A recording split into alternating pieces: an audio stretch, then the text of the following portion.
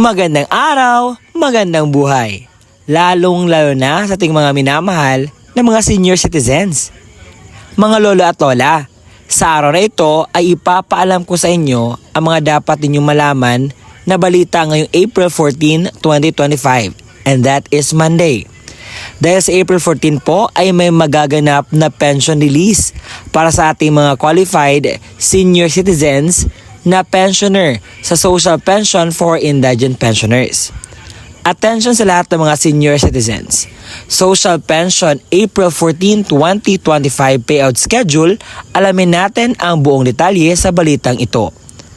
Ang makukuha ninyong kaalaman dito sa aking balitang ito ay mga lugar kung saan may magaganap na pension release. Anong oras magaganap ang inyong pension release? Saang venue ba magaganap ang inyong pension release? At inaanyayahan kita na tapusin mo ang video na ito hanggang sa dulo nang sa gayon makuha mo ang punto ng video kong ito. At gusto ko ipaalam sa inyo na kung nagustuhan mo ang video ko ito, huwag magdalawang isip na subscribe ang aking YouTube channel at i-bell notification mo na para maging updated ka pa sa mga videos na i-upload ko pa. At kung ikaw handa na, atin na itong pag-uusapan. Una sa ating listahan ang munisipalidad ng Dumangas, probinsya ng Iloilo. Ito yung mga barangay, oras at venue kung saan kayo magpi-payout. Sa barangay Makina, ang oras po ng inyong payout alas 8:30 ng umaga hanggang alas 10 ng umaga. Sa barangay Balud, alas 10 ng umaga hanggang alas 10:30 ng umaga. Barangay Pagduge, alas 8:30 hanggang alas 10:30 ng umaga. Sa barangay Balabag, alas 10:30 ng umaga hanggang alas 12 ng tanghali. At ang venue ng inyong payout ay sa barangay Balabag Gymnasium. Sa barangay Bantod Fabrika, ang oras po ng inyong payout alas 8:30 ng umaga hanggang alas 10:30 ng umaga. Barangay Kumpayan, alas 10:30 hanggang alas 12 ng tanghali. Barangay Patlad, alas 8:30 ng umaga hanggang alas 10:30 ng umaga. Barangay Kayos, alas 10:30 hanggang alas 12 ng tanghali. Ang lugar po or venue ng inyong payout ay sa Barangay Patlad Gymnasium. Sa Barangay Pulao, ang oras po ng inyong payout alas 8:30 hanggang alas 10 ng umaga. Sa Barangay Sulangan, alas 10:30 hanggang alas 12 ng tanghali. At ang venue po ng inyong payout ay sa Barangay Sulangan Gymnasium. Sa Barangay Mananggit, alas 8:30 hanggang alas 9:30 ng umaga. Barangay Ermita, alas 9:30 hanggang alas 12 ng tanghali. Barangay Bantod, alas 8:30 hanggang alas 9:30 ng umaga. Barangay Dakutan, alas 9:30 hanggang alas 12 ng tanghali. Sa Barangay Tambobo, ang oras po ng inyong payout alas 8:30 ng umaga hanggang alas 9:30 ng umaga. Barangay Basa Mabini, alas 8:30 hanggang alas 9:30 ng umaga. Sa Barangay Burgos Regidor, alas 9:30 ng umaga hanggang alas 10:30 ng umaga. Sa Barangay Aurora del Pilar, alas 8:30 ng umaga hanggang alas 9:30 ng umaga. At ang inyong venue kung saan kayo magpi-payout ay sa Barangay Tabukan Gymnasium. Sa Barangay Buena Flor EMB, ang oras po ng inyong payout alas 8:30 hanggang alas 9:30 ng umaga. Barangay Baras, alas 8:30 hanggang alas 9:30 ng umaga. Barangay Hardin, alas 9:30 hanggang alas 10:30 ng umaga. Barangay Sapao, alas 10:30 hanggang alas 12 ng tanghali. Ang payout po ay sa Barangay Tabukan Gymnasium. Sa Barangay Lopez Haina, alas 8:30 ng umaga hanggang alas 9:30 ng umaga ang inyong payout. Sa Barangay Talusan, alas 8:30 hanggang alas 9:30 ng umaga. Sa Barangay Tabukan, alas 9:30 hanggang alas 10:30 ng umaga. At ang inyong venues kung saan kayo magpi-payout ay sa Barangay Tabukan Gymnasium.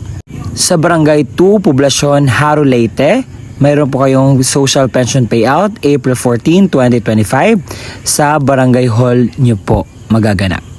Sa munisipalidad ng Sulu, probinsya ng Davao del Sur, may magaganap na pension payout ngayong April 14 sa barangay ng Talao at McKinley. So ang inyo pong venue kung saan kayo magpi-payout ay sa Sulu Public Market. At sa Talao po may 236 na pensioners at sa McKinley 184. Meron ding payout sa Barangay Tapayan, Magdiwang, Romblon. ngayong April 14, 2025. Ang oras po ng inyong payout 1:00 hanggang 5:00 ng hapon. Ang venue po ay sa Magdiwang Multipurpose Hall. So may nakalagay na reminder, kindly inform the following senior citizens na magdala ng senior citizens ID at 1 photocopy with 3 specimen signature. Sa Small Kapatagan Barangay, Isabela City, Basilan, may magaganap po na pension ngayong April 14, 2025. Ang oras po ay 8:00 ng umaga magsisimula at magaganap po ito sa Kapatagan Grande Multipurpose Hall at kinakailangan magdala po ng inyong mga requirements. Ito po yung mga requirements na dapat niyong dalhin sa inyong payout schedule.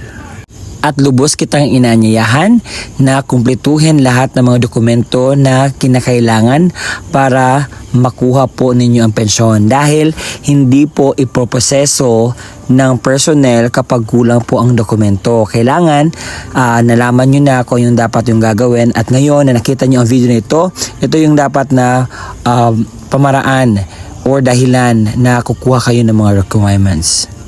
At iyon po ang mga lugar na magpe-pension release ngayong April 14, 2025.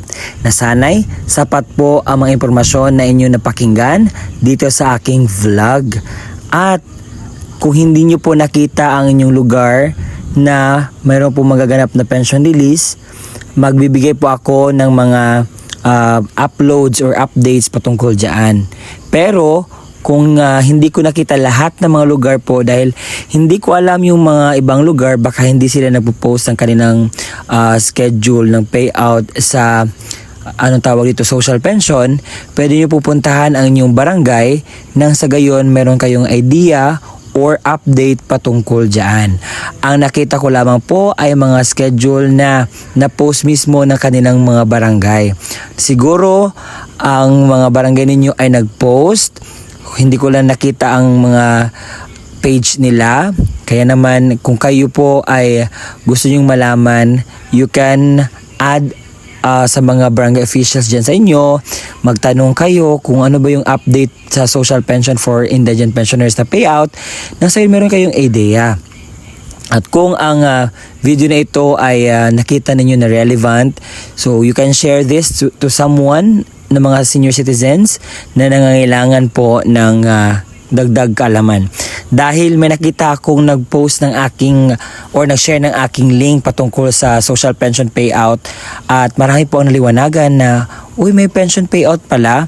Yes po, kaya ginagawa ko ito, ginamit ko itong platform ko ng YouTube nang sa gayon maraming mga senior citizen ang makakaalam patungkol sa update sa kanilang benefits.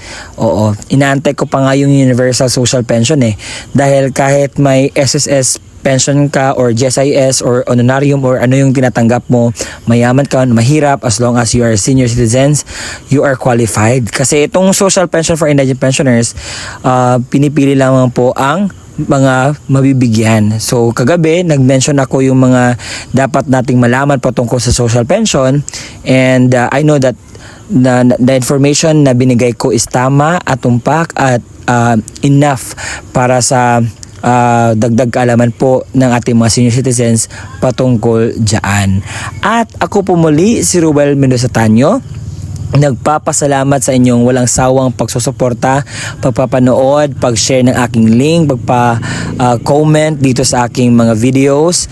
Na-appreciate ko po yan. Kahit minsan naliligaw na po yung ibang mga commentators dahil hindi na po related yung mga comments nila dahil marami na kasing mga vloggers ang gumagawa ng mga fake news, at sa akin ibubuhos lahat na nire-research ko ang aking mga contents po or yung mga vlogs na kinakailangan may resibo. Kasi yung iba kasi gumagawa ng mga AI or ano bang tinatawag doon na hindi siya maganda. And ako po, si Ruel Mendoza Tanyo. Huwag po magdalawang isip na i-subscribe ang aking YouTube channel. Medyo ulan na. So, kinakailangan ko itong tapusin. At kung nais mo na maging updated ka pa sa aking mga videos na i-upload ko pa dito sa aking YouTube channel, i-bell notification mo na.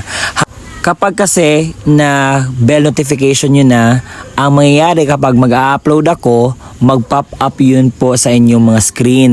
Uy, si Ruel nag-upload na naman ng mga magagandang contents yun. At yun naman po, hanggang sa muli nating pagkikita.